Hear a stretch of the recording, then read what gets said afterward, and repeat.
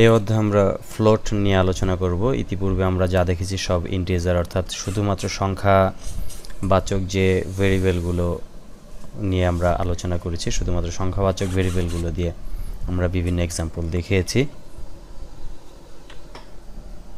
এই জন্য প্রথমে আমাদের অবশ্যই ইনক্লুড বরাবরের মতো সব কমান্ডগুলো আমাদের প্রয়োগ করতে হবে। stdio.h then int main। ইতিপূর্বে আমরা দেখেছি ইন্ট অর্থাৎ ইন্টিজার ভেরিয়েবলগুলো আমরা কল করে দেখিয়েছি। এবার আমরা দেখব ফ্লোটিং অর্থাৎ আমাদের সংখ্যার পরে দশমিক যুক্ত যে সংখ্যাগুলো আছে সেগুলো নিয়ে আমরা সেই ভেরিয়েবলগুলো এক্সাম্পলগুলো আমরা দেখব। এই জন্য অবশ্যই আমাদের ফ্লোট কল করতে হবে। ফ্লোট অর্থাৎ ভেরিয়েবলের ধরনটি ফ্লোট দিতে হবে, যেহেতু এটি দশমিক যুক্ত সংখ্যা এই জন্য, এবং এটির নাম দিতে হবে এবং তারপরে এটির মান দিতে হবে যে আমরা কত, ধরা যাক আমরা 10.5। দেন আমরা এটিকে স্ক্রিনে প্রদর্শন করাবো printf। দেন এখানে একটু ভিন্নতা আছে, যেমন পার্সেন্ট সাইনের পরে আমরা অবশ্যই এফ ব্যবহার করব, যেহেতু এটি ফ্লোট আমরা দিচ্ছি। ফ্লোটের ক্ষেত্রে এফ আমাদের ব্যবহার করতে হবে। দেন আমরা ডাবল কোটেশন ক্লোজ করে আমরা এটিকে কমার পরে আমরা অর্থাৎ ভেরিয়েবলটি কল করব। দেন আমরা এটিকে প্রোগ্রামটিকে ক্লোজ করব। তো এখানে আমরা দেখতে পাচ্ছি printf এর পরে আমরা ইতিপূর্বে দিয়েছি ডি, এখন দিতে হবে এফ, অর্থাৎ ফ্লোটের ক্ষেত্রে অবশ্যই এফ দিতে হবে, তা না হলে এরর দিবে। তো এই জন্য আমরা এটিকে সেভ দিয়ে আমরা এটিকে কম্পাইল করব এবং আমরা 0 এরর দেখতে পাচ্ছি। আমরা এটিকে এক্সিকিউট করলে আমরা দেখতে পাবো যে 10.500 অর্থাৎ এটি দশমিক সংখ্যা এখানে দেখানো হয়েছে। এবং এটির পরে যদি আমরা ব্যাকস্ল্যাশ দিয়ে আমরা দিয়ে কম্পাইল করি, রিকম্পাইল করি, সেক্ষেত্রে দেখব যে আমরা এটি 10.500 আমরা দেখতে পাচ্ছি সংখ্যাটিকে, অর্থাৎ ফ্লোট মিনিং হচ্ছে দশমিক জাতীয় সংখ্যা। তো এটি এই সংখ্যা ফ্লোট দিয়ে আমরা একইভাবে আমরা একটি সাম তৈরি করে নিব এবং এটি আমরা ইনপুটের মাধ্যমে তৈরি করব। তো আমরা দেখে নেই। এই জন্য প্রথমে আমরা ফ্লোট এ এবং ফ্লোট আমরা বি কল করব, ফ্লোট বি। দেন আমরা ফ্লোট সাম, অর্থাৎ যেহেতু দুটি দশমিক জাতীয় সংখ্যা, দুটি যোগফল আমরা সামের মধ্যে মান হিসাবে বসাবো, এই জন্য এটিও ফ্লোট হতে হবে। ইন্টিজার হলে এটি এরর দিবে, এই জন্য আমরা এটিকে ফ্লোট সাম দিলাম, ভেরিয়েবলটি ফ্লোট সাম ভেরিয়েবল কল করলাম। এবার আমরা এখানে স্ক্রিনের প্রদর্শনের জন্য একটি লেভেল প্রদর্শনের জন্য আমরা printf ফাংশনটি আমরা ব্যবহার করব।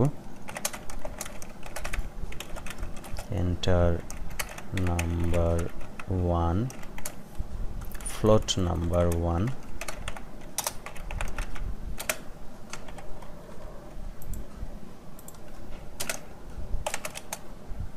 এবং এখানে আমরা scanf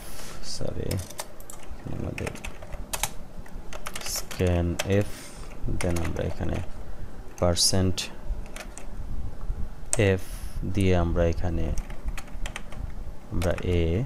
দেন আমরা এখানে একইভাবে আমরা printf এটিকে আমরা কপি করে নিতে পারি, দুইটিকে আমরা কপি করে নেব পরবর্তী লাইনের জন্য, এবং এটির নাম্বার আমরা 2 এবং একইভাবে এটি b আমরা দিয়ে দেব।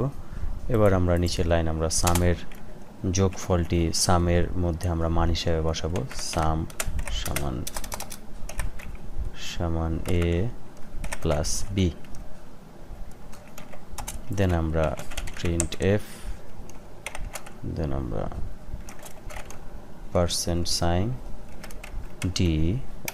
f, দেন আমরা এখানে sum। ওকে, এবং এটির শেষে আমরা এটিকে ব্যাকস্ল্যাশ দিয়ে দিয়ে আমরা পরবর্তী লাইনে নিয়ে যাব। এটি জাস্ট একটি স্ক্রিনের সুন্দরের জন্য বা প্রেস এনিকে লাইনটিকে পরবর্তী লাইনে নিয়ে যাওয়ার জন্য। এখানে 0 এরর, এটিকে আমরা এক্সিকিউট করব। এক্সিকিউট করলে দেখতে পাচ্ছি যে এন্টার ফ্লোট নাম্বার 1, অর্থাৎ এখানে ফ্লোট নাম্বার 1 বসানোর জন্য রিকোয়েস্ট চাচ্ছে। এই জন্য আমরা এখানে বসাবো 5.5 এবং পরবর্তীতে আমরা আমাদের এখানে একটি এরর হয়েছে, অর্থাৎ এররের জন্য প্রোগ্রামটি বন্ধ হয়ে গেছে, অর্থাৎ এখানে একটি ভুল হয়েছে।